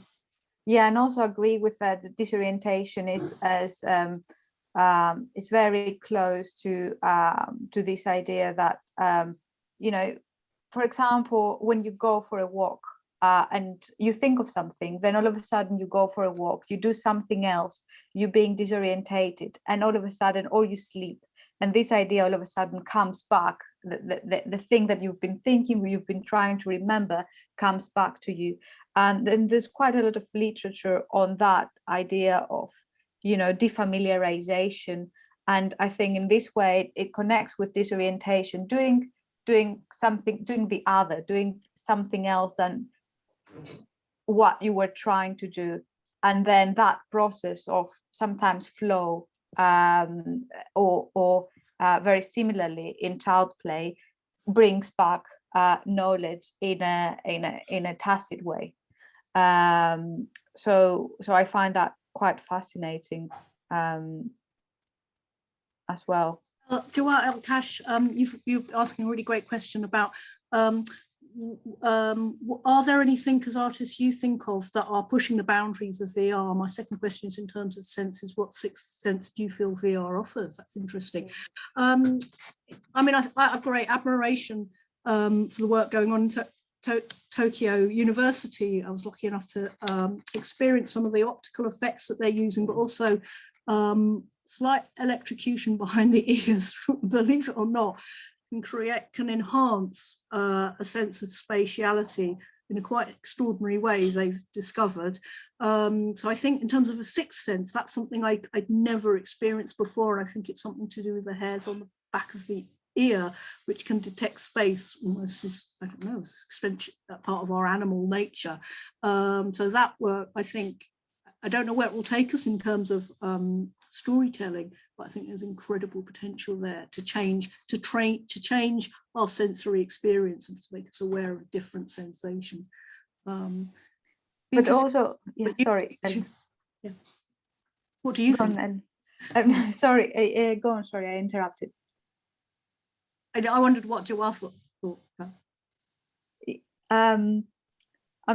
I'm just thinking, you know, it's not just the VR that creates, it's that kind of multimedia approach to VR and performance that, as I said before, creates other senses or makes us experience things that we wouldn't be able to do in real life. I mean, perhaps, you know, within the hubs, for example, that or within other digital environments, the feeling that you're flying, or the feeling that you're able to go through walls, etc., etc. Especially not through VR, but through the hubs. So it's kind of enhancing the storytelling experience by giving you kind of powers or superpowers that you don't have in real life.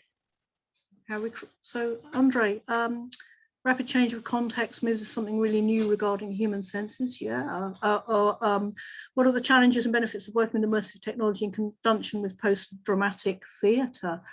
I mean, for me, it is not being subsumed into the neoliberal context of its dissemination, but also its manufacture. I'm not really comfortable having to sign up for Facebook.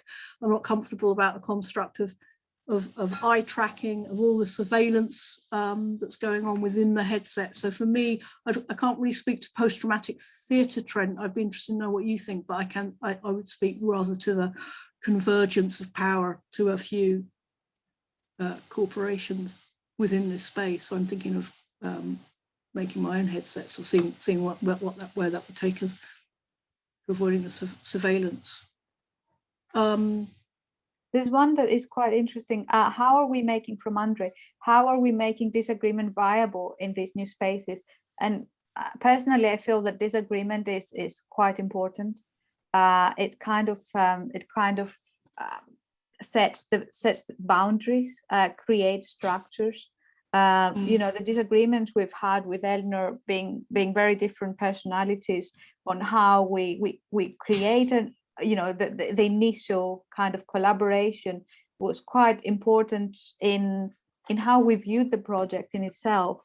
And there's always disagreements, and there's always, these are the ones that kind of lead the project in a way. I don't know, Eleanor, what do you think? Yeah, I mean, I think the experience of what Gabriel's created with Mozilla Hubs for a range of artists is a really interesting. I can see there is real potential for a kind of discourse. It's just slightly different within that space. Trent, you have your microphone now. Did you want to say what you think? Yeah, I mean, I've been experimenting with immersive media as I use ambisonics primarily because of the absence of visibility somehow has given me some power, well, maybe in conjunction with post-traumatic, because that was much fueled by anti-illusionism, really, the history. So not being able to see things in such spectacular way, which is the VR and AR offers. And I just wonder how you overcome that challenge. It's a great question. I think that's what we were trying to do with the Hillyfields. It was deliberately using blocks. So the sound was very immersive and very, in some ways, very picturing. But having the blocks flying around instead of an aeroplane, and there's a technicality of reducing the complexity so it functions well, but also as a sort of periodic jolting out of that immersive space, or a jolting into remembering what structures are around us. But on a sort of mass scale, it's a much bigger question. What happens when we converge, when we're encouraged to exist within a sort of heavily realist trope, which I see a return to in the non-fungible token scenario. I see kind of, I don't know what I sense is a reversion to ultra realist work, and I'm wondering what that means, and how would we bring a sort of consciousness to bear to that kind of work as well. Interesting. Yeah, particularly the things that I struggle the most is because I teach immersive media, but then in my artwork, I don't really practice immersive because I can't really find the connection between. And because of that, the fixture of orientation, because we're always there.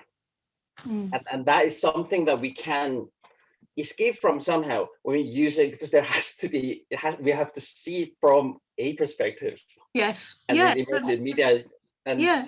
Yes, and you know, as Donna Haraway said, it's a God trick to pretend that we do not have a perspective, and I think that's really important to us not to create that illusionism or that sort of that sense of omniscience, which is highly, you know, this kind of media is highly conducive to delusions of knowing, which we really don't want to collude with. Thank you. That's good. Yeah, thank you. Good to see you too. Anyone else have any anything they want to say, or opinions, or their own work they want to talk about? Sharing your WordPress is really interesting. I need to go back. Please keep up to date. Thank you very much, Christiana, for coming too.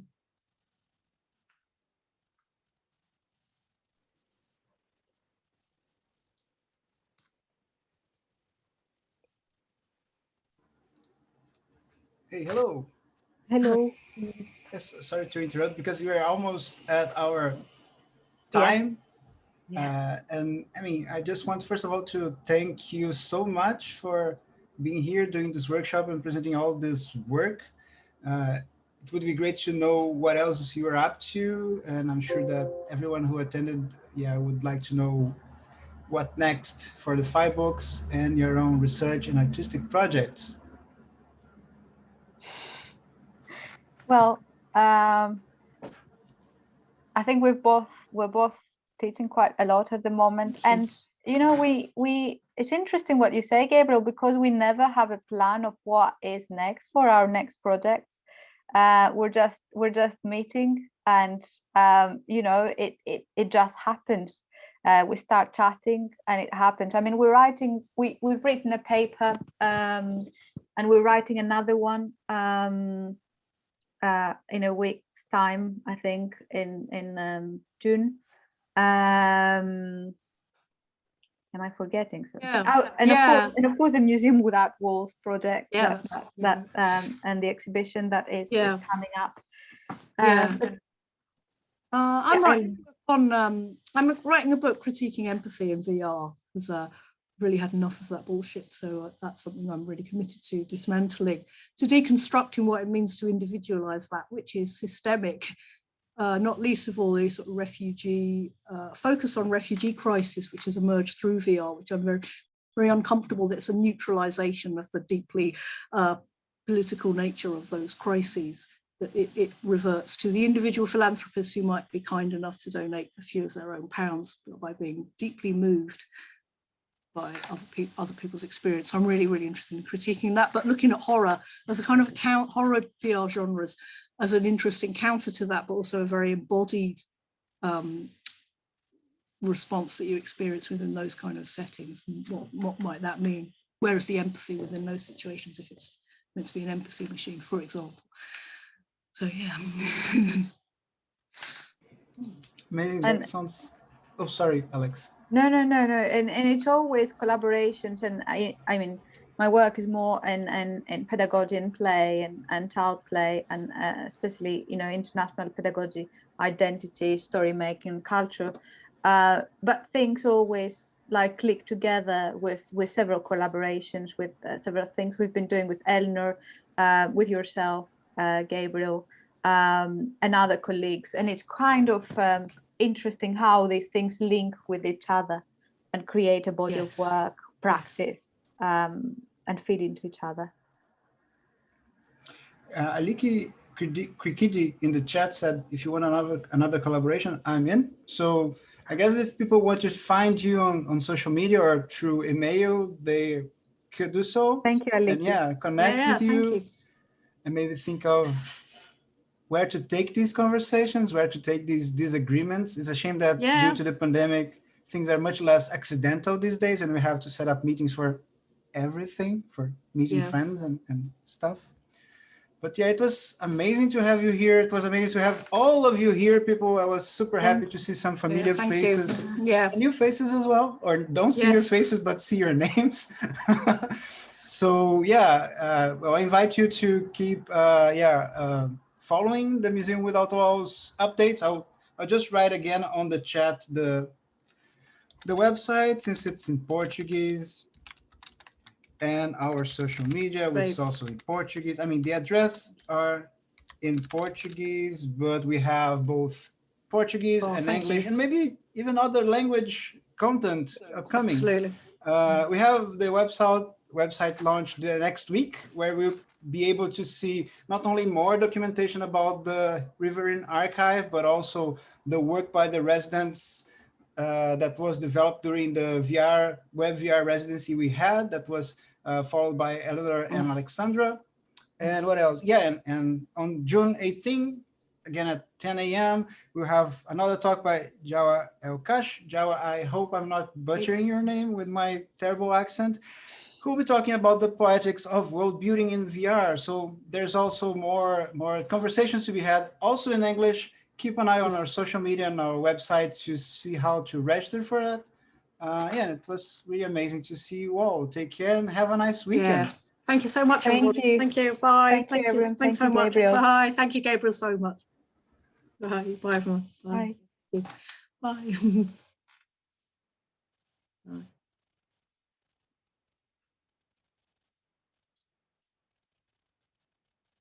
Great. Thank you. Thanks so much, Gabriel. Bye. I'll be waiting here until people leave, but yeah. Thanks very much. Have a good weekend. It was amazing. Thank you. Bye.